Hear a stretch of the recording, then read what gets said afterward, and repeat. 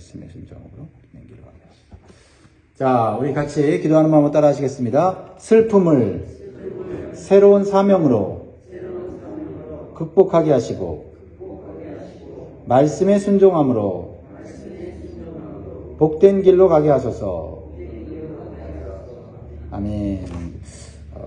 우리는 살다 보면 슬퍼할 일들이 생깁니다. 이 세상은 죄악이 많고 또한 환난이 끊이지 않기 때문에 그렇습니다.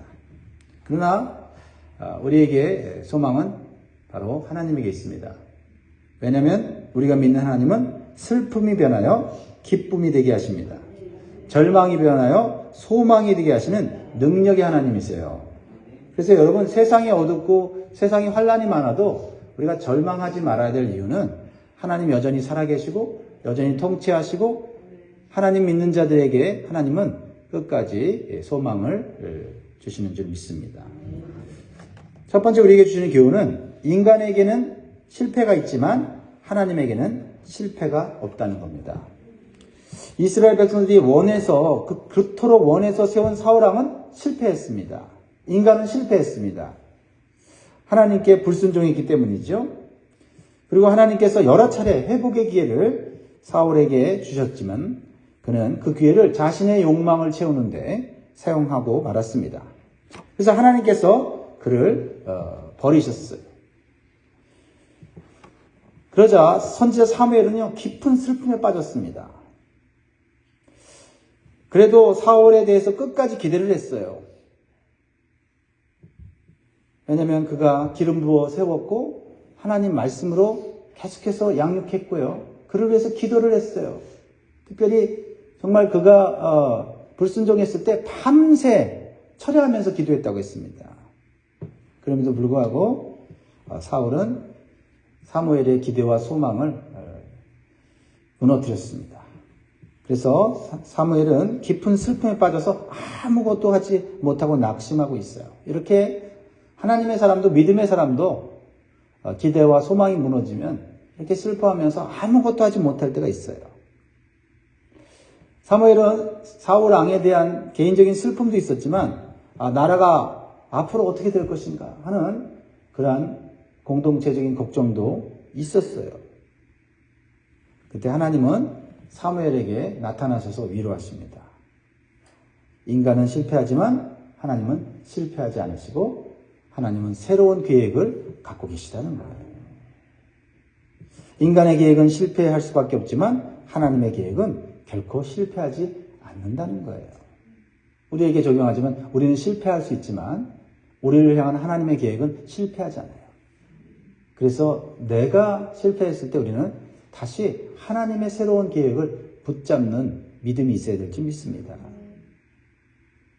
그래서 1절 하나님의 새로운 계획을 말씀하시죠. 1절 여호와께서 사무엘에게 이르시되 내가 이미 사울을 버려 이스라엘 왕이 되지 못하게 하였거늘 네가 그를 위하여 언제까지 슬퍼하겠느냐? 너는 뿔에 기름을 채워 가지고 가라. 내가 너를 베들레헴 사람 이새에게로 보내리니 이는 내가 그의 아들 중에서 한 왕을 보았느니라 하시는지라. 하나님께서 슬퍼하고 있는 사무엘에게 말씀하세요. 네가 그를 위하여 언제까지 슬퍼하겠느냐. 하나님께서는 우리가 당하고 있는 슬픔을 다 알고 계십니다. 그래서 우리가 당한 고통과 아픔 때문에 슬퍼하는 것을 이해하세요.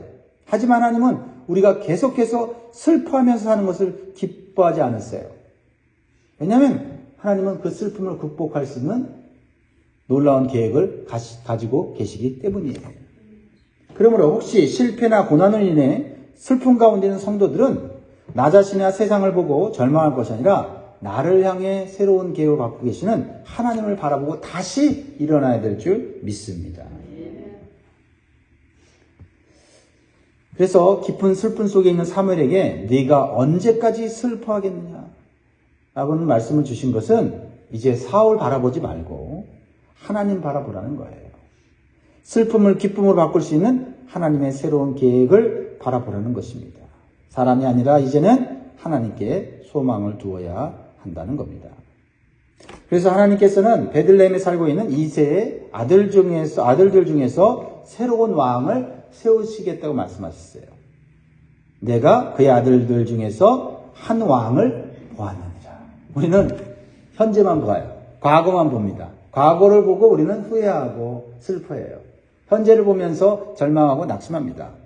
근데 하나님은 미래를 보시는 거예요. 하나님은 이미 사울 왕을 폐하시고 다른 새로운 계획을 갖고 계셔서 다윗을 왕으로 세우고자 하는 계획을 갖고 계시는 거예요. 누구만 몰라요? 사무엘만 몰라요. 이스라엘 백성들만 몰라요. 모르는 거죠. 그러니까 우리가 현실만 보고 하나님 내 현실이 이렇게 어둡습니까? 왜 이렇게 고난이 자꾸 겹쳐서 옵니까? 우리가 하나님께 물어볼 필요는 있지만 그러나 우리는 믿음을 가져야 돼요. 하나님은 이 어둠 속에서 우리를 빛으로 인도하실 것이라는 거죠. 하나님은 어떻게 우리를 빛으로 인도하십니까? 하나님은 우리에게 새로운 일을 주심으로 슬픔과 절망의 자리에서 일어나게 해주세요. 하나님은 사무엘에게 새로운 일을 주십니다. 이 새로운 일을 감당할 때 사무엘의 슬픔과 절망은 사라지는 거예요. 하나님 이 슬픔을 사라지게 해주세요. 이 절망에서 나오게 해주세요. 그 기도로는 부족해요. 하나님 이 슬픔과 절망을 이길 수 있는 새로운 일을 나에게 주세요. 하지만 새로운 일이나 새로운 사명을 시작할 때 쉽지 않아요. 마음도 쉽지 않지만 환경도 쉽지 않습니다. 사무엘에게도 이런 하나님의 새로운 사명, 새로운 일, 새로운 왕을 세우는 일, 이 일은 현실적으로 굉장히 두려운 일입니다.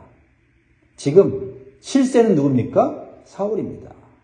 근데 사울이 왕으로 있는데 새로운 왕을 세운다는 것은 이것은 엄청난 위험입니다. 자칫 잘못하면 반역 행위로 여겨질 수 있어요. 그러면 사무엘은 사울 왕에게 죽을 수도 있는 거예요. 이렇게 하나님의 사람도 믿음의 사람도 현실 앞에서 두려워하고 무서워하고 주저주저할 때가 있다는 거죠. 하나님의 말씀을 들었지만 주저주저하는 거예요. 왜요? 현실에 두려움이 있거든요. 현실에 무서움이 있거든요. 그래서 사무엘은 기도합니다. 여러분, 하나님께서 말씀을 주셨을 때 우리는 순종해야 합니다. 그러나 순종할 때 오는 두려움, 그것을 하나님께 맡기고 기도해야 돼요. 2절에 사무엘이 이르되 내가 어찌 갈 수 있으리이까? 사울이 들으면 나를 죽이리이다 하니 여호와께서 이르시되 너는 암송아지를 끌고 가서 말하기를 내가 여호와께 제사를 드리러 왔다 하고. 여러분, 우리가 새로운 일을 할 때 다시 시작하라고 할 때 두려움이 와요. 그때 그 두려움을 우리는 붙잡고 있으면 안 돼요. 그 두려움을 하나님께 맡기고 기도해야 돼요. 그러면 하나님께서 두려움을 극복할 지혜를 주세요. 하나님이 우리에게 일을 시키실 때 우리의 두려움을 모를까 봐요. 우리 앞에 있는 장애물을 모를까 봐요. 다 아세요. 근데 그거를 하나님께 맡기고 하나님께 지혜를 구하기를 기다리고 계시는 거죠. 그래서 하나님은 두려워하는 사무엘에게 사울에게 죽지 않을 지혜를 주시는데 그것이 베들레헴에 가서 제사를 드리라는 거예요. 그리고 그곳에서 하나님께서 예비하신 왕에게 기름을 부으라는 겁니다. 자, 하나님께서는 우리에게 새로운 일을 주실 때 한 걸음 한 걸음 인도하세요. 한 걸음 한 걸음 인도하세요. 먼저 우리가 작은 일부터 하나님 말씀에 순종하기를 원하세요.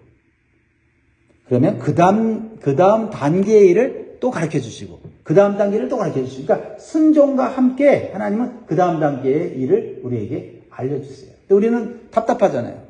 어떤 일을 시작하고 어떤 일을 계획하고 어떤 일을 도전할 때 하나님이 주신 것이 확실하다면 믿고 순종해 나가야 되는데 다 알고 싶잖아요. 결과까지 다 알고 싶잖아요. 근데 하나님은 그렇게 일하시지 않는다는 거죠. 왜요? 한 걸음 한 걸음 하나님을 의지하며 살게. 그렇지 않으면 다 결과를 알면 하나님 주셨구나 하고 하나님 의지하다가 이제는 결과를 내가 주도하려고 하기 때문에 하나님은 그런 방식으로 일하지 않으세요. 지금 이 세계에 하라고 하시는 것은 사실 어려운 일은 아닌데 두려운 일이에요. 그리고 그냥 큰 일은 아니에요. 항상 드리던 예배 한 번 더 베들레헴에 가서 드리라는 거거든요. 익숙한 일이에요. 익숙한 일을 한 번 더 하라는 거예요. 자, 3절 보세요. 이새를 제사에 청하라. 내가 네게 행할 일을 가르치리니 내가 네게 알게 하는 자에게 나를 위하여 기름을 부을지니라. 여러분, 마지막 결과는 뭐예요? 왕을 세우는 일이에요. 위험한 일이고 반역행위가 될 수 있는 두려운 일인데 하나님은 그건 내가 책임질 테니 지금 사무엘에게 네가 할 일은 뭐예요? 베들레헴에 가서 제사를 드리고 그 제사에 이새와 이새의 아들들을 청하는 거, 예배부터 시작하라는 거죠. 즉 하나님은 우리가 해야 될 일과 하나님이 하실 일을 구별하세요. 사무엘이 할 일은 베들레헴에 사는 이새에게 제사에 참석하도록 한 일만 일단 하면 돼요. 그러면 그 다음에 무엇을 할지는 하나님이 그때 가서 가르쳐 주시겠다는 거예요. 우리가 때때로 하나님의 말씀을 받고 하나님 원하시는 것을 알아요. 그런데 주저주저 할 때가 있죠. 사람 때문에, 저 사람 무서워서, 저 사람을 얽히기 싫어서 그 일을 하기 싫을 때가 있죠. 사무엘도 그랬어요. 그렇죠? 사무엘이 상처를 어떻게 받았어요? 왕 세우다가 상처받은 거 아니에요? 근데 왕을 또 세우래. 하나님은 참 이상하세요. 하나님은 내가 상처받은 일을 또 하라고 하세요. 왜 그럴까요? 그 상처받은 것을 극복해야만 다시 상처받아도 이길 수 있기 때문에 그런 거죠. 그래서 내가 하기 싫은 일, 내가 두려워하는 일을 하나님은 굳이 하라고 명령하세요. 근데 그것에 일단 순종하면 하나님이 그 다음 단계를 주시고 그 다음 단계를 주셔서 내 마음과 내 상처를 회복시켜 주시고 복된 길로 인도하시는 거예요. 그게 어려운 거죠. 일이 어려운 게 아니라 마음이 어려운 거죠. 그러나 마음을 하나님 앞에 올려드리고 그냥 눈 감고 하나님 말씀대로 순종하면 다 하나님께서 그 앞길을 해결해 주시는 거죠. 사무엘은 하나님 말씀에 순종을 합니다. 일단 왕을 세우는 일 두렵고 상처받은 일인데 일단 제사 드리려니까 제사 드리러 가는 거예요. 왜냐하면 사무엘은 그래도 하나님의 인도하심을 받아왔잖아요. 순종해서 하나님의 역사를 체험했기 때문에 믿음이 있는 거예요. 믿음이 있는 거예요. 이게 중요해요. 과거에 내가 믿음으로 기도에 응답받고 믿음으로 순종했을 때 하나님이 좋은 결과를 주신 것을 경험한 것이 참 우리에게는 도움이 돼요. 그래서 베들레헴에 가서 제사를 드립니다. 그때 베들레헴에 있는 장로들이 깜짝 놀라요. 사무엘이 갑자기 방문한 걸 보면서 혹시 우리를 책망하러 온 게 아닌가. 그래서 물어요. 선지자님, 평강을 위해서 오신 겁니까? 그 얘기는 우리를 혹시 책망하러 온 겁니까? 이렇게. 근데 사무엘이 평강을 위해서 왔고 제사를 드리러 왔다고 해요. 5절 같이 읽겠습니다. 시작. 이르되 평강을 위함이니라. 내가 여호와께 제사하러 왔노니 스스로 성결하게 하고 와서 나와 함께 제사하자 하고 이새와 그의 아들들을 성결하게 하고 제사에 청하니라. 우리는 여기서 하나님의 일을 하실 때 우리가 처음부터 할 수 없는 큰 일을 하라고 하시지 않는 것 같아요. 우리가 할 수 있는 것, 그렇죠? 예배 드리는 것. 주저앉아서 슬퍼하면서 아무것도 하지 않는 것이 아니라 하나님 앞에 예배 드리는 것부터 시작할 때 하나님의 뜻을, 하나님의 계획을 알게 되는 거죠. 자, 여기서 참 재미있는 아주 하나님의 기가 막힌 지혜를 저는 발견하면서 깜짝 놀랐는데, 여러분, 사울이 하나님께 드리는 예배를 통해서 자신의 체면을 세우고 자신의 왕위를 안전하게 만들려고 했잖아요. 즉, 예배를 통해서 자신의 뜻을 이루려고 하다가 결국 하나님께 버림받았는데, 하나님은 사무엘이 드리는 예배를 통해서 하나님의 뜻과 계획을 이루시는 걸 보게 돼요. 자, 사울은 하나님을 속이는 데 예배를 사용했지만 하나님은 사울의 계획을 무너뜨리고 하나님의 뜻을 세우는데 예배를 사용하신다는 거죠. 우리가 드려야 될 예배가 무엇인지를 깨닫게 해줘요. 그렇죠? 예배를 통해서 우리는 내 뜻을 이루는 것이 아니라 예배를 통해서 하나님의 뜻을 이룰 때 우리는 하나님 안에서 새로운 소망과 또 새로운 은혜를 받게 된다라는 거죠. 하나님께서 찾으시고 축복하는 사람은 바로 올바른 예배를 드리는 사람이죠. 그렇죠? 하나님이 찾으시는 사람은 어떤 사람이죠? 신령과 진정의 예배를 드리는 자를 하나님이 오늘도 찾고 계시다라는 겁니다. 이제 사무엘은 하나님께 제사를 드리고 이새의 아들들 중에서 기름 부어 왕을 세워야 하는 시간이 있어요. 이새의 아들들은 모두 8명인데 제사에 참석한 아들들은 7명이었어요. 눈치채셨죠? 누가 빠졌는지. 이새의 첫째 아들을 사무엘이 딱 봤을 때 사무엘이 감탄을 했어요. 그의 외모와 그의 신장을 보면서 야, 왕이 될 제목이라 왕이 될 상이다 이렇게 본 거죠. 사무엘은 하나님께서 세우실 왕을 내 앞에 보여주시는구나 라고 생각했다는 거죠. 6절에 그들이 오매 사무엘이 엘리압을 보고 마음에 이르기를 여호와의 기름 부으실 자가 과연 주님 앞에 있도다 하였더니. 그러나 엘리압은 하나님이 세우신 왕이 아니었어요. 하나님께서 세우시는 왕의 기준은 달랐다라는 것입니다. 7절 하나님이 세우시는 왕의 기준은 뭡니까? 시작. 여호와께서 사무엘에게 이르시되 그의 용모와 키를 보지 말라. 내가 이미 그를 버렸노라.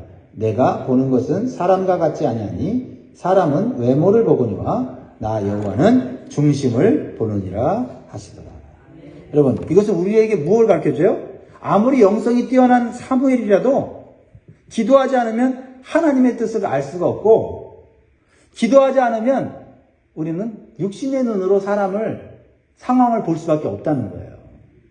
그러니까 우리가 매일매일 기도해야 되는 이유는 지금까지 기도를 안 해서가 아니라 오늘 기도하지 않으면 우리의 눈과 우리의 시각은 여전히 육신의 시각으로 세상적인 기준으로 상황을 판단하게 된다 이 말이에요. 그래서 우리는 사람을 잘못 평가하게 되고 또한 상황을 잘못 평가하게 돼서 잘못된 선택을 할 수 있다는 겁니다. 사무엘은 깜짝 놀랐을 거예요. 하나님의 음성을 듣고. 기도를 했겠죠. 하나님, 이 사람 하나님이 세우신 왕이 맞군요 하고 딱 기도했는데 하나님이 아니다라고 말씀하시잖아요. 깜짝 놀랐어요. 그러면서 왜 놀랐을까요? 자신이 선택한 기준이 예전에 사울왕의 훌륭한 외모와 조건을 생각하면서 선택했던 것이 생각났을 거예요. 그렇죠? 그래서 하나님 이렇게 말씀하시는 거 아니에요? 그렇죠? 여호와께서 사무엘이 이르시되 그의 용모와 키를 보지 말라. 내가 이미 그를 버렸노라. 사울이 처음에 겸손했죠? 그런데 시간이 흘러가면서 자신의 이런 여러 가지 인간적인 조건을 더 귀하게 여기고 자신의 왕의 자리를 자기 스스로 지키려고 했지 않습니까? 그래서 하나님은 외모를 보지 않고 그 중심을 보신다고 말씀하고 있는 것입니다. 여러분, 우리는 끊임없이 기도하지 않으면 우리의 옛 습관을 벗어날 수가 없어요. 그래서 참 우리가 자녀들이 배우자를 선택할 때도 참 우리는 참 기도 많이 해야 돼요. 왜냐면 이게 보던 대로 또 사람을 고르거든요. 보던 대로 사람을 골라요. 우리도 마찬가지예요. 보던 대로 우리가 사람을 보기 때문에 자꾸 우리 사람과의 관계가 발전하지 못해요. 그래서 우리가 기도해야만 우리가 새로운 시각을 갖게 되고 새로운 마음을 갖게 되고 그렇죠? 하나님 원하신 선택을 할 수 있다라는 거예요. 사무엘은 제사에 참석한 이새의 7명의 아들들을 다 봤는데 하나님께서 찾는 왕은 없었어요. 그래서 다른 아들이 없는지 묻습니다. 그래서 이새는 이렇게 대답해요. 11절에 또 사무엘이 이새에게 이르되 네 아들들이 다 여기 있느냐? 이새가 이르되 아직 막내가 남았는데 그런 양을 지키나이다. 사무엘이 이새에게 이르되 사람을 보내어 그를 데려오라. 그가 여기 오기까지는 우리가 식사 자리에 앉지 아니하겠노라. 여러분, 이 막내는 누굽니까? 8번째 아들 다윗이에요. 그는 지금 양을 지키고 있었다. 무엇을 의미합니까? 외적으로 보면 이 다윗은 가정에서 별로 중요한 인물이 아니에요. 부모도 제사에 참석시키고 왕의 제목으로 내놓지 않는 그런 아들이에요. 그러니까 인간적인 눈으로 볼 때는 부족해 보이는 아들이었다는 거죠. 그런데 하나님은 어떤 사람을 선택하세요? 알아주지 않는 양떼, 형들도 하지 않는 그런 허드렛 일을 그냥 아버지 말씀에 순종해서 들판에서 성실하게 그 양을 지키기 위해서 사자와 싸우고 곰과 싸우고, 그런다고 누가 알아주는 거 아니고, 양 뺏겼을 때는 부모한테 혼냈겠죠. 형한테 혼냈겠죠. 혼냄을 받았겠죠. 야, 너는 그 일도 못하냐? 다윗은 성실하게 아버지의 양을 돌봤거든요. 여기서 하나님이 선택한 사람은 재능이나 은사보다 더 중요한 것은 자신에게 주어진 양들을 성실하게 섬기는 자죠. 하나님께서 왕으로 세우시는 자의 모습은 어떤 강력한 그런 백마를 탄 그런 군대 장관이 아니라 바로 양을 치는 겸손한 사람.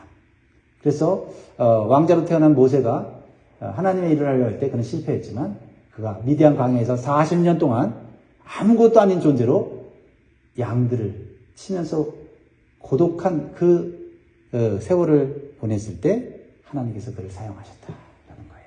때때로 우리는 하나님이 우리를 낮추셔서 우리로 하여금 양을 치는 것 같은 그런 힘든 일을 감당하게 하심으로 하나님이 준비시킨다라는 것입니다. 이제 사무엘은 7명의 아들들을 만나면서 하나님의 뜻과 인도하심을 점점 확실하게 알게 돼요. 보세요. 제사하는 거 순종했더니, 예배드리는 거 순종했더니 어떻게 해요? 점점 하나님이 여러 사람을 만나게 하심으로써 이것은 하나님의 뜻이 아니야, 저것은 하나님의 뜻이 아니야 하면서 분별하면서 하나님의 뜻과 계획을 분명히 알게 되죠. 그래서 사무엘은 사실은 식사도 하지 않고 다윗을 기다리는 이유는 뭐예요? 그 마음에 흥분됨이 있었을 거예요. 와, 하나님이 뭔가 일을 하시는구나. 마지막 남은 저 다윗은 어떤 모습을 가질까? 여러분, 우리는 너무 성급하게 하나님의 뜻을 단정지어서는 안 됩니다. 하나씩 순종해 가면서 알아가는 그런 자세가 필요해요.